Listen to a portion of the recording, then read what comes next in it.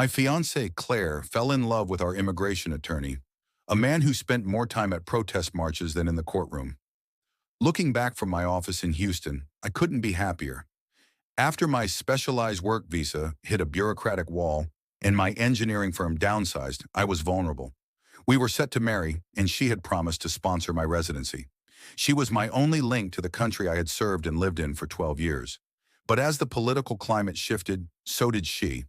Claire became radicalized by the progressive circles in Austin, and suddenly my traditional values, my belief in hard work, border security, and individual responsibility, were treated like a disease.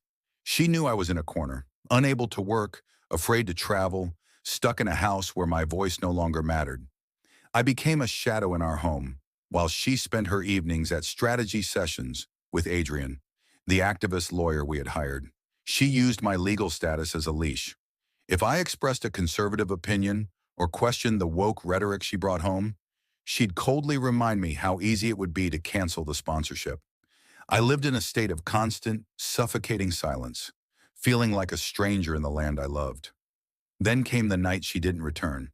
The next morning, she walked in with Adrian. She didn't just break up with me. She treated me like a political enemy. She threw my bags at the door and told me she had withdrawn the petition hours ago. She looked at me with that smug, moral superiority, convinced she was purging her life of a dinosaur. Adrian smirked and said, "The system you love so much gives you 30 days to disappear." That betrayal didn't break me. It reminded me who I was. I realized I had been apologizing for my strengths just to keep her happy. I had nothing left to lose. Instead of giving up, I took my industrial automation patents, the ones I had set aside while trying to be her submissive partner, and pitched a domestic manufacturing solution to a group of old-school energy investors in Dallas. I didn't need her tolerance. I needed my own merit.